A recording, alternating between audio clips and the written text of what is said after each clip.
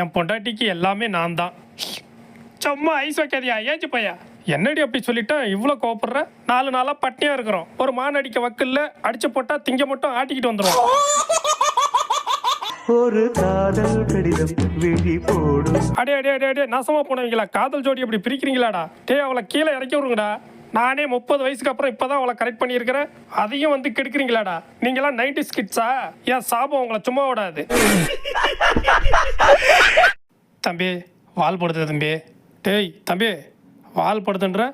தம்பி வால் படுத்துறான்ற சொல்லிக்கிட்டே இருக்க, காதில் விழுதா இல்லையா? அண்ணன் ஒரு நேரம் போல இருக்க மாட்டேன், கோவத்தில் என்ன பண்ணுவேன்னே தெரியாது. சொன்ன கேட்க மாட்டேன். என்னது இது? இதுக்கு பேர் தான் கும்பாகரணம். அப்படின்னா யோகாவில் இதுவும் ஒன்று. சரி, இதால் என்ன நன்மை இருக்கு ஓனர்? இதில் எந்த நன்மையும் உங்களுக்கு இல்லை, எனக்கு தான் இருக்கு. ஏண்டா வேலை நேரத்தில் படுத்து தூங்கிட்டு கதையாக சொல்கிறேன்.